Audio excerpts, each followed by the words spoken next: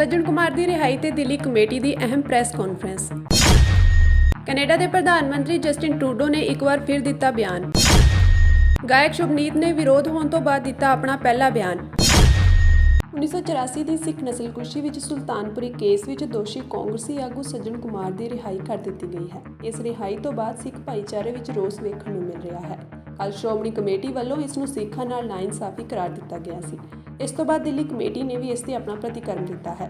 Delhi committee प्रधान हरमीत सिंह कालका ने इस मुद्दे ते प्रेस कॉन्फ्रेंस करके इस फैसले नूं सिख विरोधी दस्सिया अते सरकार नूं इस फैसले नूं बदलण लई अपील भी कीती।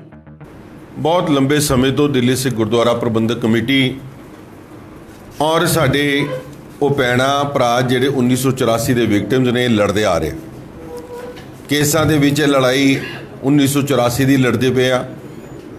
1984 तो लैके जिस तरीके दे नाल FIR नहीं हुई, एक कौम ने बहुत वड्डी इहदी लड़ाई लड़ी है। मगर जिस वक्त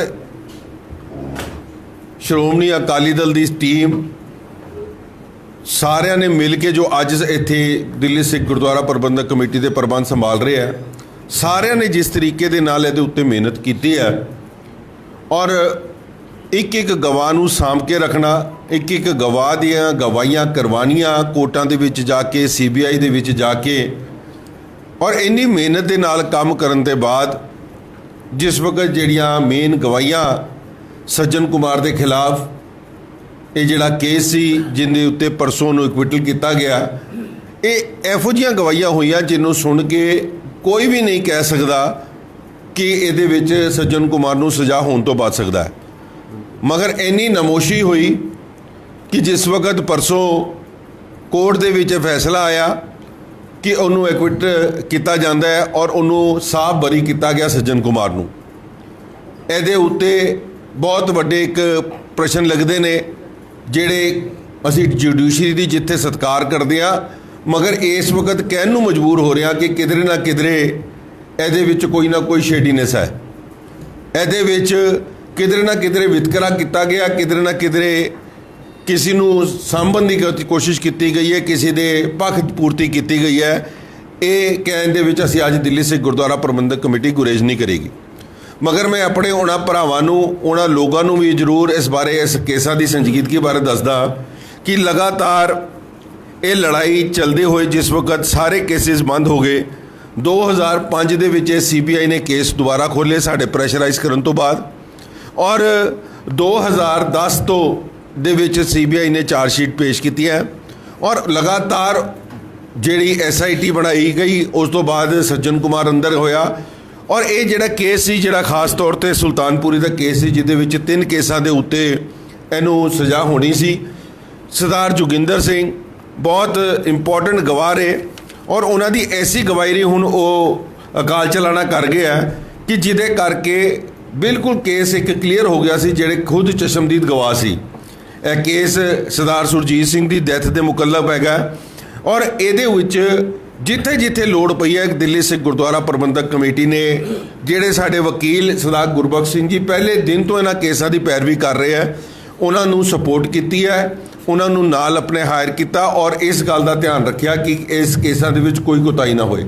जद कदी बयान देने की गल्लां हुंदी है, बयान करवाने की गल हुंदी है, जिथे बहस की गल हुंदी है, उत्थे हमेशा सीनियर वकील खड़े किए गए और उहदे विच जद 2018 दे विच सरदार RS चीमा जी बहुत सीनियर वकील रहे और सरदार HS फुलका आप बड़े इन्हां केसां दे विच खड़े रहे हैं। सो मैं समझदा कि ये उत्ते अज सरदार मनजीत सिंह GK वर्गे जिन्हां ने हमेशा कौम नूं गुमराह किया, हमेशा अपने आप नूं हीरो बनने वास्ते जिन्नियां दो गल्लां ये कर सकते हो करते हैं और उन्होंने ये जिहड़ियां परसों वीडियो पाई है, मैं समझदा कि जिस वक्त कौम दे विच अपनियां भैणां दे जख्मां ते नरम लाने की गल हुंदी है, उन्हां ते नरम छिड़कण दा काम मनजीत सिंह GK ने हमेशा किया और करते आया है।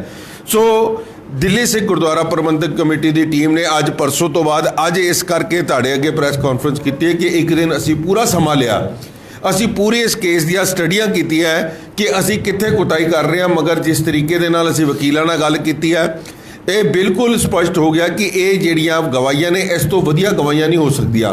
और सब तो वड्डी गल जद पैरवी करते हुए इन्हां गवाहां चों एक भी बंदे नूं ਸਾਡੇ ਦੁਸ਼ਮਣ ਭਾਵੇਂ ਉਹ ਸੱਜਣ ਕੁਮਾਰ ਹੋਵੇ, ਭਾਵੇਂ ਉਹ ਜਗਦੀਸ਼ ਟੈਟਲਰ ਹੋਏ, ਭਾਵੇਂ ਕਮਲਨਾਥ ਹੋਏ, ਜਿਨ੍ਹਾਂ ਦੇ ਖਿਲਾਫ ਵੀ ਕੇਸਿਸ ਚੱਲ ਰਹੇ ਨੇ, ਇਹਨਾਂ ਦੇ ਕਿਸੇ ਗਵਾਹ ਨੂੰ ਵੀ ਹੋਸਟਾਈਲ ਕੋਈ ਨਹੀਂ ਕਰ ਸਕਿਆ। ਸੋ ਇਹ ਦਿੱਲੀ ਸਿੱਖ ਗੁਰਦੁਆਰਾ ਪ੍ਰਬੰਧਕ ਕਮੇਟੀ ਨੇ ਇਹਨਾਂ ਲੋਕਾਂ ਦੇ ਉੱਤੇ ਪੂਰਾ ਧਿਆਨ ਰੱਖਿਆ ਹੈ, ਇਹਨਾਂ ਦੀਆਂ ਜ਼ਰੂਰਤਾਂ, ਇਹਨਾਂ ਦੇ ਸਿਸਟਮਸ, ਕਿਉਂਕਿ ਆਉਣ ਜਾਣ ਲਿਆਉਣ ਵਾਸਤੇ ਜਿਹੜੀਆਂ ਜ਼ਰੂਰਤਾਂ ਉਹਨਾਂ ਨੂੰ ਚਾਹੀਦੀਆਂ ਹੁੰਦੀਆਂ, ਤਾਂ ਕਿ ਕਿਧਰੇ ਇਹ ਨਾ ਹੋ ਸਕੇ ਕਿ ਜਿਹੜੇ ਆਪਣੇ, ਕਿਉਂਕਿ 84 ਦਾ ਸੰਤਾਪ ਭੋਗਦੇ ਹੋਏ ਸਾਰੇ ਆਪਣੀਆਂ ਕਿਰਤ ਕਮਾਈਆਂ ਰੋਜ਼ ਦੇ ਆਪ ਡੇਲੀ ਕੰਮ ਕਰਦੇ ਆ। ਇਹਨਾਂ ਸਾਰੀਆਂ ਚੀਜ਼ਾਂ ਦਾ ਧਿਆਨ ਰੱਖਿਆ ਗਿਆ ਕਿ ਹਰ ਗਵਾਹੀ ਦੇ ਉੱਤੇ ਸਾਡੀ ਕਮੇਟੀ, ਸਾਡੇ ਮੈਂਬਰ ਸਾਹਿਬਾਨ ਸਭ ਦੀਆਂ ਵੱਖਰੀਆਂ ਵੱਖਰੀਆਂ ਜ਼ਿੰਮੇਵਾਰੀਆਂ ਲੱਗਦੀਆਂ ਰਹੀਆਂ ਵੱਖ-ਵੱਖ ਸਮੇਂ ਦੇ ਉੱਤੇ, ਔਰ ਦਿੱਲੀ ਸਿੱਖ ਗੁਰਦੁਆਰਾ ਪ੍ਰਬੰਧਕ ਕਮੇਟੀ ਨੇ ਆਪਣੀ ਪੂਰੀ ਇਮਾਨਦਾਰੀ ਨਾਲ, ਤਨਦੇਹੀ ਦੇ ਨਾਲ ਇਸ ਕੇਸ ਨੂੰ ਲੜਿਆ। ਔਰ ਅੱਜ ਅਸੀਂ ਕੱਲ੍ਹ ਤੇ ਇਹ ਫੈਸਲਾ ਕੀਤਾ ਕਿ ਇਹਦੇ ਵਿੱਚ ਅਸੀਂ ਹੋਮ ਮਿਨਿਸਟਰ ਸਾਹਿਬ ਨੂੰ ਵੀ ਚਿੱਠੀ ਲਿਖਤੀ ਹੈ, ਅਸੀਂ CBI ਹੈੱਡਕੁਆਟਰਸ ਦੇ ਵੀ ਚਿੱਠੀ ਲਿਖ ਕੇ ਸਮਾਂ ਮੰਗਿਆ ਕਿ ਇਸ ਕੇਸ ਦੀ ਗਹਿਰਾਈ ਤੱਕ ਜਾਵਾਂਗੇ ਔਰ ਇਹਦੀ ਜਿਹੜੀ ਅਪੀਲ ਹੈ ਉਹ ਹਾਈ ਕੋਰਟ ਦੇ ਵਿੱਚ ਪਾਈ ਜਾਏਗੀ ਔਰ ਦਿੱਲੀ ਸਿੱਖ ਗੁਰਦੁਆਰਾ ਪ੍ਰਬੰਧਕ ਕਮੇਟੀ ਇਹਦੀ ਪੈਰਵੀ ਕਰੇਗੀ। ਭਾਰਤ ਦੀ ਨਾਰਾਜ਼ਗੀ ਅਤੇ ਕਈ ਸਖਤ ਕਦਮਾਂ ਤੋਂ ਬਾਅਦ ਕੈਨੇਡਾ ਦੇ ਪ੍ਰਧਾਨ ਮੰਤਰੀ ਜਸਟਿਨ ਟਰੂਡੋ ਨੇ ਇੱਕ ਵਾਰ ਫਿਰ ਬਿਆਨ ਦਿੱਤਾ ਹੈ। ਹੁਣ ਉਹਨਾਂ ਨੇ ਭਾਰਤ ਨਾਲ ਕੰਮ ਕਰਨ ਅਤੇ ਉਹਨਾਂ ਦੇ ਵਿਚਾਰਾਂ ਨੂੰ ਗੰਭੀਰਤਾ ਨਾਲ ਲੈਣ ਦੀ ਗੱਲ ਕੀਤੀ ਹੈ। ਉਹਨਾਂ ਕਿਹਾ ਕਿ ਮੈਂ ਭਾਰਤ ਸਰਕਾਰ ਨੂੰ ਸੱਦਾ ਦਿੰਦਾ ਹਾਂ ਕਿ ਉਹ ਸਾਡੇ ਨਾਲ ਕੰਮ ਕਰਨ, ਇਹਨਾਂ ਦੋਸ਼ਾਂ ਨੂੰ ਗੰਭੀਰਤਾ ਨਾਲ ਲੈਣ ਅਤੇ ਇਨਸਾਫ ਨੂੰ ਅਮਲ ਵਿੱਚ ਲਿਆਉਣ। ਟਰੂਡੋ ਨੇ ਕਿਹਾ ਕਿ ਕਾਨੂੰਨ ਦੇ ਸ਼ਾਸਨ ਦੁਆਰਾ ਨਿਯੰਤਰਿਤ ਦੇਸ਼ ਹੋਣ ਦੇ ਨਾਤੇ ਸਾਡੀ ਜ਼ਿੰਮੇਵਾਰੀ ਹੈ ਕਿ ਅਸੀਂ ਇਹ ਯਕੀਨੀ ਕਰੀਏ ਕਿ ਸਾਰੀਆਂ ਜਾਂਚ ਪ੍ਰਕਿਰਿਆਵਾਂ ਸਖਤ ਅਤੇ ਸੁਤੰਤਰ ਤਰੀਕੇ ਨਾਲ ਕੀਤੀਆਂ ਜਾਣ। ਅਸੀਂ ਅੰਤਰਰਾਸ਼ਟਰੀ ਆਧਾਰਿਤ ਆਰਡਰ ਲਈ ਖੜੇ ਹਾਂ।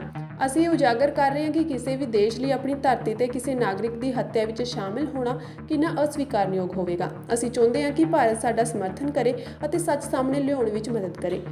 ਉਹਨਾਂ ਨੇ ਕਿਹਾ ਕਿ ਮੈਂ ਸੋਮਵਾਰ ਨੂੰ ਕਿਹਾ ਕਿ ਇਹ ਮੰਨਣ ਦੇ ਭਰੋਸੇਯੋਗ ਕਾਰਨ ਸਨ ਕਿ ਕੈਨੇਡੀਅਨ ਧਰਤੀ ਤੇ ਇੱਕ ਕੈਨੇਡੀਅਨ ਦੇ ਕਤਲ ਵਿੱਚ ਭਾਰਤ ਸਰਕਾਰ ਦੇ ਏਜੰਟ ਸ਼ਾਮਿਲ ਸਨ। ਕਾਨੂੰਨ ਦੇ ਰਾਜ ਦੁਆਰਾ ਨਿਯੰਤਰਿਤ ਦੇਸ਼ ਵਿੱਚ ਇਹ ਸਭ ਤੋਂ ਵੱਧ ਅਤੇ ਬੁਨਿਆਦੀ ਮਹੱਤਤਾ ਦਾ ਮਾਮਲਾ ਹੈ।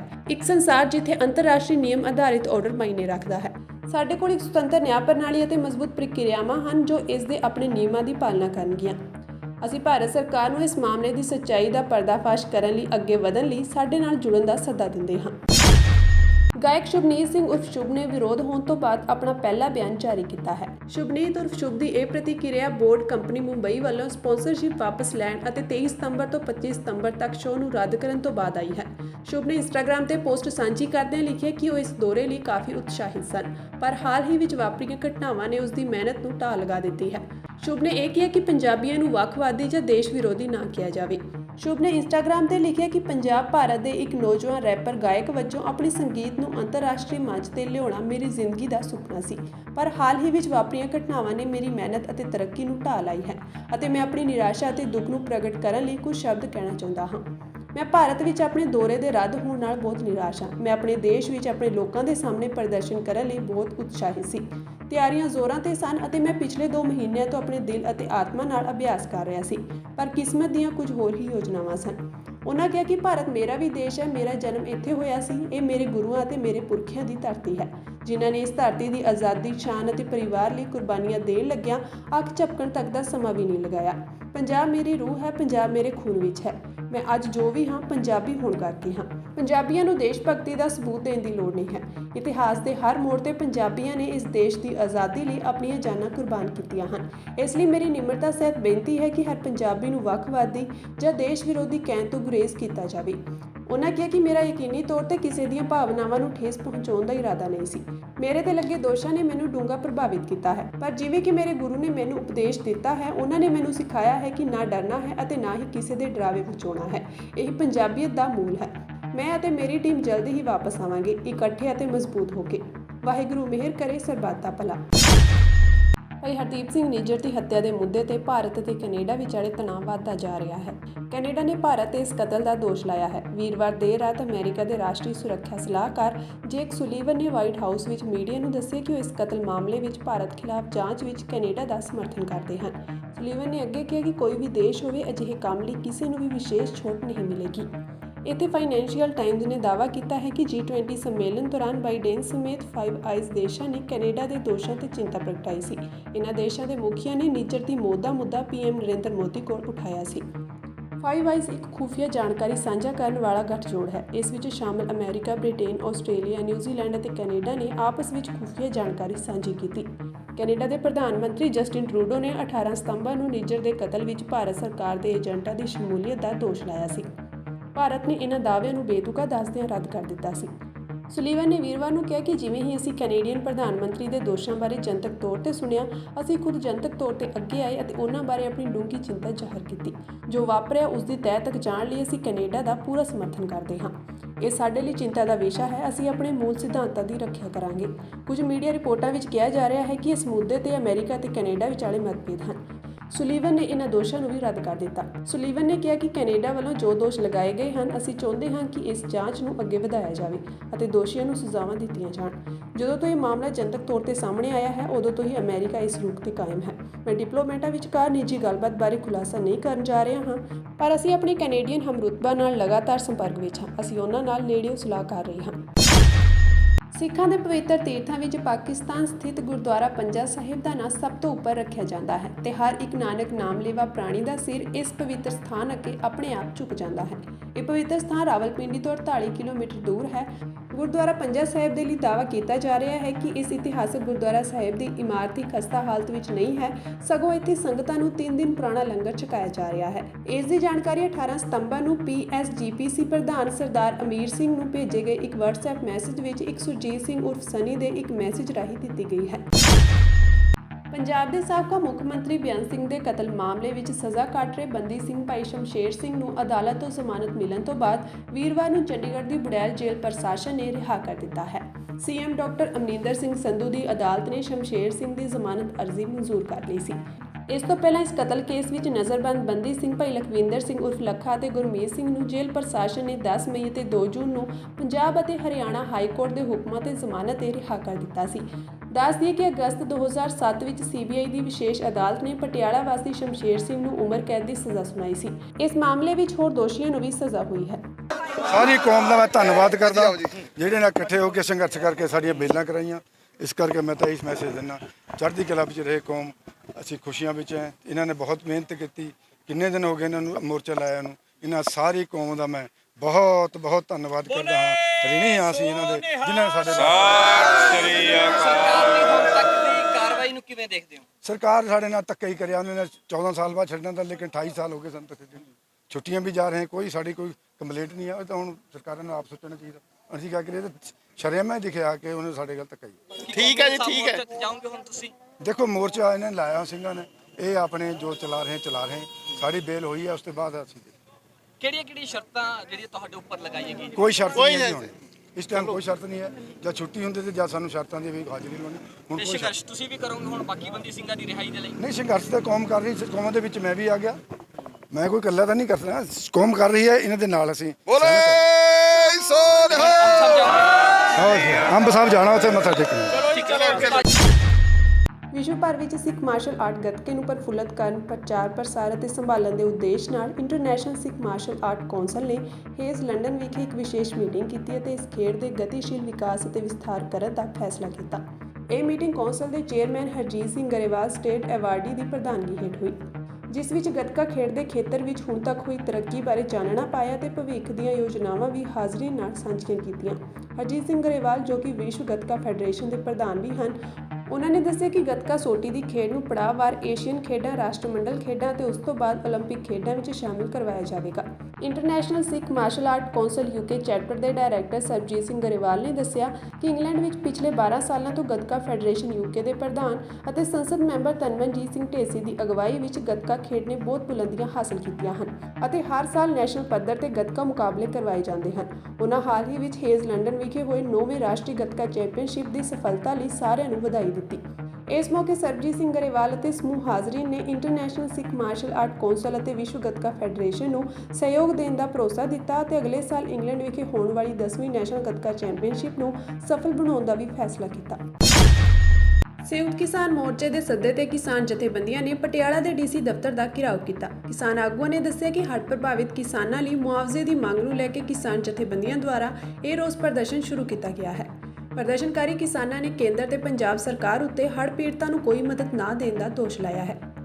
ਕਿਸਾਨਾਂ ਮੁਤਾਬਕ ਇੱਕ ਪਾਸੇ ਪੰਜਾਬ ਸਰਕਾਰ ਮੁਰਗੀਆਂ ਤੇ ਬੱਕਰੀਆਂ ਦੇਣ ਲਈ ਮੁਆਵਜ਼ੇ ਦੇਣ ਦੀ ਗੱਲ ਕਰ ਰਹੀ ਹੈ, ਪਰ ਦੂਜੇ ਪਾਸੇ ਬਹੁਤ ਹੀ ਘੱਟ ਮੁਆਵਜ਼ਾ ਦਿੱਤਾ ਜਾ ਰਿਹਾ ਹੈ।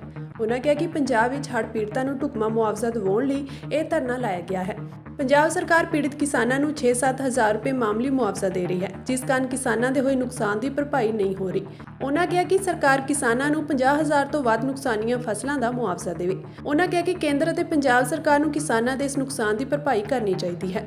ਸਾਰੇ ਪੰਜਾਬ ਦੇ ਵਿੱਚ ਖਾਸ ਕਰ ਚਾਰ ਸੂਬੇ ਜਿਹੜੇ ਹੜ੍ਹਾਂ ਨਾਲ ਪ੍ਰਭਾਵਿਤ ਆ, ਉੱਥੇ ਅਸੀਂ ਕਿਉਂਕਿ ਸੈਂਟਰ ਲੈਵਲ ਦਾ ਸੀਗਾ ਸਾਡਾ ਇਹ SKM ਦਾ, ਉਹਦੇ ਵੱਲੋਂ ਵੀ ਡੀਸੀਆਂ ਨੂੰ ਮੰਗ ਪੱਤਰ ਦਿਓ ਵੀ ਜਿਹੜਾ ਸਾਡਾ ਨੁਕਸਾਨ ਹੋਇਆ। ਉਹਦੇ 'ਚ ਅਸੀਂ ਅੱਜ 2 ਮੰਗ ਪੱਤਰ ਦਿੱਤੇ ਆ। ਇੱਕ ਪੰਜਾਬ ਸਰਕਾਰ ਨੂੰ, ਮੁੱਖ ਮੰਤਰੀ ਪੰਜਾਬ ਨੂੰ, ਇੱਕ ਅਸੀਂ PM ਨਰਿੰਦਰ ਮੋਦੀ ਜੀ ਨੂੰ ਦਿੱਤਾ ਡੀਸੀਆਂ ਰਾਹੀਂ। ਅਸੀਂ ਪਿਛਲੀ 19 ਅਗਸਤ ਨੂੰ ਵੀ ਸਾਰੇ ਜਿਹੜੇ MPਆਂ ਦੇ ਘਰਾਂ ਦੇ ਵਿੱਚ ਵੀ 3 ਦਿਨ ਦਾ ਅਸੀਂ ਧਰਨੇ ਦਿੱਤੇ ਸੀ। ਉੱਥੇ ਅਸੀਂ ਚੇਤਾਵਨੀ ਪੱਤਰ ਦਿੱਤੇ ਸੀ ਵੀ ਫੌਰੀ ਤੌਰ ਤੇ ਸਾਡਾ ਜਿਹੜਾ ਮੁਆਵਜ਼ਾ, ਜੋ ਸਾਡਾ ਕੁਦਰਤੀ ਕਰੋਪੀ ਦੇ ਨਾਲ ਨੁਕਸਾਨ ਹੋਇਆ, ਅਸੀਂ ਕੁਦਰਤੀ ਕਰੋਪੀ ਵੀ ਕਹਾਂਗੇ, ਨਾਲ ਜਿਹੜੇ ਕਾਰਪੋਰੇਟਾਂ ਦੀ ਕਰੋਪੀ ਵੀ ਕਹਾਂਗੇ ਕਿ ਜਿਨ੍ਹਾਂ ਨੇ ਸਾਡੇ ਨਾਲੇ, ਨਦੀਆਂ ਤੇ ਕੰਸਟਰਕਸ਼ਨਾਂ ਨਜਾਇਜ਼ ਕਰ ਲਈਆਂ, ਨਜਾਇਜ਼ ਮਾਈਨਿੰਗ ਕਰ ਲਈ ਆ, ਉਹਦੇ ਕਰਕੇ ਜਿਹੜੇ ਹੜ੍ਹ ਆਏ ਨੇ ਤੇ ਸਾਡਾ ਇੱਕ ਵੱਡਾ ਨੁਕਸਾਨ ਹੋਇਆ। ਪਰ ਪੰਜਾਬ ਸਰਕਾਰ ਕਹਿ ਰਹੀ ਆ ਵੀ ਅਸੀਂ 186 ਕਰੋੜ ਰੁਪਈਆ ਤੁਹਾਡੇ ਖਾਤਿਆਂ 'ਚ ਪਾਤਾ। ਉਹ ਤਾਂ ਸਾਡਾ ਇੱਕ ਜ਼ਿਲ੍ਹੇ ਲਈ ਵੀ ਨਾ ਕਾਫੀ ਆ, ਕਿਉਂਕਿ ਸਾਡਾ ਇੱਕ ਵੱਡਾ ਨੁਕਸਾਨ, ਜੇ ਇੱਕ ਫਸਲ ਮਰ ਜਾਂਦੀ ਹੈ ਤਾਂ 70,000 ਰੁਪਏ ਦਾ ਕਿਸਾਨ ਦਾ ਨੁਕਸਾਨ ਹੋ ਜਾਂਦਾ। ਜੇ ਫਸਲ ਬੀਜਣੀ ਰਹਿ ਗਈ ਜਾਂ ਉਹਨੇ ਲੇਟ ਬੀਜਿਆ ਝੋਨਾ, 2-3 ਮਹੀਨੇ ਲੇਟ ਹੋ ਗਏ, ਤਾਂ ਉਹਦਾ 30,000 ਰੁਪਏ ਦਾ ਨੁਕਸਾਨ ਹੋਇਆ। ਅਸੀਂ ਕਹਿੰਦੇ ਆ ਜੋ ਕੋਈ ਜਾਨਵਰ ਮਰ ਗਿਆ ਉਹਦਾ ਲੱਖ ਰੁਪਏ ਦਾ, ਬੰਦਾ ਮਰ ਗਿਆ 10 ਲੱਖ ਰੁਪਇਆ, ਘਰ ਵੀ ਸਾਡੇ ਢਾਇਆ ਉਹਦਾ 10 ਲੱਖ ਰੁਪਈਆ। ਇਸ ਤਰ੍ਹਾਂ ਦੇ ਅਸੀਂ ਅੱਜ ਇਹਨਾਂ ਨੂੰ ਬਣਾ ਕੇ ਦਿੱਤੇ ਆ ਵੀ ਸਾਡੇ ਫੌਰੀ ਤੌਰ ਤੇ ਨੁਕਸਾਨਾਂ ਦੀ ਪੂਰਤੀ ਕੀਤੀ ਜਾਵੇ। ਜਿਹੜੀ ਆ ਕੇਂਦਰ ਸਰਕਾਰ, ਉਹਨੂੰ ਵੀ ਉਹ ਵੀ ਕਾਰਜ ਇਹਦੇ ਵਿੱਚ ਰਾਹਤ ਕਾਰਜਾਂ 'ਚ ਹਿੱਸਾ ਪਾਵੇ। 10 ਲੱਖ ਕਰੋੜ ਦੀ ਅਸੀਂ ਉਹਨਾਂ ਤੋਂ ਵੀ ਮੰਗ ਕੀਤੀ ਆ ਤੇ ਪੰਜਾਬ ਸਰਕਾਰ ਨੂੰ ਵੀ ਕਿਹਾ ਫੌਰੀ ਤੌਰ ਤੇ ਸਾਨੂੰ ਇਹ ਰਾਹਤ ਕਾਰਜ ਦਿੱਤੇ ਜਾਣ। ਉਹ ਕਹਿੰਦੇ ਗਦਾਵਰੀ ਹੋ ਗਈ ਆ ਆਉਣ ਵਾਲੇ ਦਿਨਾਂ 'ਚ। ਭਗਵੰਤ ਸਾਹਿਬ ਸਰਕਾਰ ਨੇ ਕਿਹਾ ਸੀ ਵੀ ਗਦਾਵਰੀ ਦੀ ਲੋੜ ਨਹੀਂ ਹੋਊ। ਸਾਨੂੰ ਉਹੀ ਪਤਾ, ਸਾਡੇ ਕੋਲ ਸੈਟਲਾਈਟ ਰਾਹੀਂ ਆ, ਅਸੀਂ ਤਾਂ 20,000 ਰੁਪਈਆ ਖਾਤਿਆਂ 'ਚ ਪਾ ਦਿਆ ਕਰਾਂਗੇ। ਪਰ ਅੱਜ ਥੋੜੇ ਕਿਸਾਨਾਂ 'ਚ 6800 ਰੁਪਈਆ ਹੀ ਸਾਡੇ ਖਾਤਿਆਂ 'ਚ ਪਾਇਆ ਗਿਆ, ਜੋ ਸਾਨੂੰ ਮਨਜ਼ੂਰ ਨਹੀਂ। ਉਹਦੇ ਲਈ ਅਸੀਂ ਅੱਜ ਧਰਨਾ ਦੇ ਕੇ ਮੰਗ ਪੱਤਰ ਜਥੇਬੰਦੀਆਂ ਨੇ ਸਾਰੇ ਪੰਜਾਬ ਦੇ ਵਿੱਚ ਦੇ ਰਹੇ ਆ ਤੇ ਵਾਰਨਿੰਗ ਦੇ ਰਹੇ ਆ ਵੀ ਸਾਨੂੰ ਮੋਰਚੇ ਲਈ ਤਿਆਰ ਨਾ ਕਰਵਾਓ। ਅਸੀਂ ਇਹ ਨਾ ਹੋਵੇ ਵੀ ਪੱਕੇ ਤੌਰ ਤੇ ਫਿਰ ਸਾਨੂੰ ਸੜਕਾਂ ਜਾਮ ਕਰਨੀਆਂ ਪੈਣ, ਰੇਲਾਂ ਜਾਮ ਕਰਨੀਆਂ ਜਾਣ। ਅਸੀਂ ਸਰਕਾਰ ਨੂੰ ਸਮਾਂ ਦੇ ਰਹੇ ਹਾਂ, ਅਸੀਂ ਲੋਕਾਂ ਨੂੰ ਤੰਗ ਨਹੀਂ ਕਰਨਾ ਚਾਹੁੰਦੇ, ਅਸੀਂ ਇਹੋ ਜਿਹੇ ਧਰਨੇ ਮੁਜ਼ਾਹਰੇ ਨਹੀਂ ਕਰਨਾ ਚਾਹੁੰਦੇ। ਸਰਕਾਰ ਫੌਰੀ ਤੌਰ ਤੇ ਸਾਡੇ ਜਿਹੜੇ ਆ ਮਸਲੇ ਹੱਲ ਕਰੇ।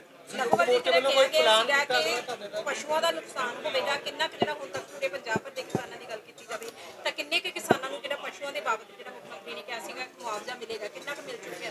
ਬਹੁਤ ਥੋੜਾ ਮਿਲਿਆ, ਕਿਸੇ ਕਿਸਾਨ ਨੂੰ ਮਿਲਿਆ ਜਾਂ ਆਪਦੇ ਇਹਨਾਂ ਨੇ ਚਹੇਤਿਆਂ ਨੂੰ ਦਿੱਤਾ। ਖਾਲੀ ਪਸ਼ੂਆਂ ਦੇ ਬਾਬਤ ਕੀਤੀ ਪਸ਼ੂਆਂ ਦਾ ਤਾਂ ਕਿਸੇ ਨੂੰ ਮੈਨੂੰ ਲੱਗਦਾ ਮਿਲਿਆ ਹੀ ਨਹੀਂ। 6800 ਰੁਪਈਆ ਪਰ ਏਕੜ ਜਿਹੜਾ ਸਾਨੂੰ ਮਿਲਿਆ, ਥੋੜੇ ਕਿਸਾਨਾਂ ਨੂੰ ਮਿਲਿਆ।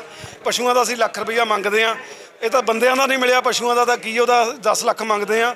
100 ਤੋਂ ਉੱਪਰ ਜਿਹੜੀ ਆ ਮੌਤ ਜਿਹੜੀ ਆ ਸਾਡੀ ਹੋਈ ਆ, ਉਹ ਅਸੀਂ ਕਹਿੰਦੇ ਆ ਵੀ ਫੌਰੀ ਤੌਰ ਤੇ ਉਹ ਮੁਆਵਜ਼ਾ ਵੀ ਸਾਨੂੰ ਦਿੱਤਾ ਜਾਵੇ। ਕਹਿਣ ਦੀਆਂ ਗੱਲਾਂ ਨੇ, CM ਤਾਂ ਕਹਿੰਦੇ 20,000 ਰੁਪਈਆ ਤੁਹਾਡਾ ਬਿਨਾਂ ਗਦਾਵਰੀ ਤੋਂ ਖਾਤਿਆਂ 'ਚ ਪਾ ਦਿਆ ਕਰਾਂਗੇ, ਨੁਕਸਾਨ ਹੋਊ। ਪਰ ਕਿਸੇ ਦਾ ਨਹੀਂ ਪਾਇਆ। ਗਦਾਵਰੀਆਂ ਕਿਉਂ ਨਹੀਂ ਹੋ ਰਹੀਆਂ ਹੈਗੀਆਂ? ਤੇ ਅੱਜ ਸਾਡੀਆਂ ਰਜਿਸਟਰੀਆਂ ਦੀ ਵੀ ਗੱਲ ਆਈ ਆ, ਕਨਾਲ ਤੋਂ ਥੱਲੇ ਰਜਿਸਟਰੀ ਨਹੀਂ ਹੋ ਰਹੀ। ਹਰ ਚੀਜ਼, ਹਰ ਵਰਗ ਇਹਨਾਂ ਤੋਂ ਦੁਖੀ ਆ, ਪਟਵਾਰੀ ਦੁਖੀ ਆ, ਉਹ ਧਰਨੇ ਲਾਈ ਬੈਠੇ ਨੇ। ਤੇ ਇਹਨਾਂ ਨੂੰ, ਸਰਕਾਰ ਨੂੰ ਆ ਕੇ ਸਾਡੇ ਨਾਲ ਗੱਲਬਾਤ ਰਾਹੀਂ ਜਿਹੜੇ ਮਸਲੇ ਹੱਲ ਕਰਨੇ ਚਾਹੀਦੇ ਆ। ਲੋਕਾਂ ਨੂੰ ਪਰੇਸ਼ਾਨੀ ਹੋਊਗੀ ਜੇ ਅਸੀਂ ਦੁਬਾਰਾ ਇਸ ਮੋਰਚੇ ਵੱਲ ਵਧਾਂਗੇ ਜਾਂ ਅਸੀਂ ਧਰਨੇ ਮੁਜ਼ਾਹਰੇ ਕਰਾਂਗੇ, ਤੇ ਇਹ ਸਰਕਾਰ ਦੀ ਜ਼ਿੰਮੇਵਾਰੀ ਹੋਊਗੀ ਜੇ ਅਗਲੇ ਆਉਣ ਵਾਲੇ ਦਿਨਾਂ 'ਚ ਅਸੀਂ ਕੋਈ ਇਹੋ ਜਿਹੇ ਮੋਰਚੇ ਕਿਉਂਕਿ ਅੱਜ ਸਾਡੇ ਆ ਧਰਨੇ ਹੋਣਗੇ, ਉਸ ਤੋਂ ਬਾਅਦ ਥੋੜੇ ਦਿਨ ਅਸੀਂ ਸਰਕਾਰ ਨੂੰ ਸਮਾਂ ਦੇਵਾਂਗੇ ਵੀ ਸਰਕਾਰ ਕੋਈ ਐਲਾਨ ਕਰਦੀ ਆ ਸਾਡੇ ਲਈ, ਤੇ ਉਹ ਸਮੇਂ ਦੇਣ ਤੋਂ ਬਾਅਦ ਸਾਡਾ ਨਵੰਬਰ 'ਚ ਤਾਂ ਪੱਕਾ ਮੋਰਚਾ ਹੈਗਾ ਹੀ ਆ ਚੰਡੀਗੜ੍ਹ।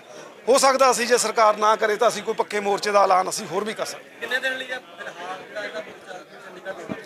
ਅਸੀਂ ਹਫ਼ਤੇ 10 ਦਿਨ 'ਚ SKM ਦੀ ਚੰਡੀਗੜ੍ਹ 'ਚ ਮੀਟਿੰਗ ਕਰਾਂਗੇ, ਉਸ ਤੋਂ ਬਾਅਦ ਇੰਡੀਆ ਲੈਵਲ ਦੀ ਮੀਟਿੰਗ ਕਰਾਂਗੇ, ਉਹਦੇ 'ਚ ਅਸੀਂ ਇਹ ਐਲਾਨ ਕਰਾਂਗੇ।